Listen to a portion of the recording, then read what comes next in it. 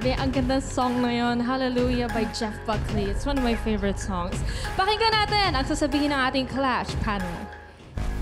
Alam mo, sa murang edad, nakakatuwa naman yung mga choices ni Naya na kanta, hindi ba? Yung Hallelujah. Kasi may natutunan ako dyan na eto pala ginawa ni Mr. Cohen. Kasi parang yung kantang to affirm his faith with enthusiasm and big emotions. And kaya sa pagkakanta mo naman, talaga namang super enthusiasm ang ibinigay mo sa kantang to. And also, nang dahil dyan, bibigyan kita ng isang napakalaking A. As in, Amen. Akala ko namamalengke siya.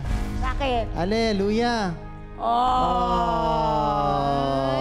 Last mo na yan, May Opa. may Last ko entry na, today. last ko na. Naya, simple lang. This was your best one yet. Oh my gosh. Kasi yung Hallelujah, dati nun tinry kong kantahin, pero parang ewan ko, mahirap kasi para siyang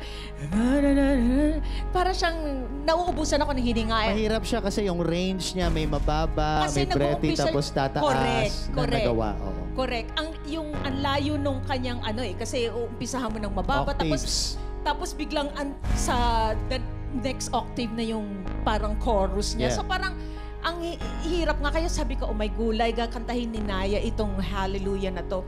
Pero yun nga, nailabas mo yung intensity nung song. Kasi yung song parang ang iba-iba siya eh. It could be spiritual, it could be, it talks about different aspects of life. Para sa akin, mahirap siyang interpret kasi marami siyang gustong sabihin. But then again, sa performance mo naman kanina, somehow lumabas siya. So, good. Good girl. Thank you, Clash panel, and thank you, Naya. That was a good one.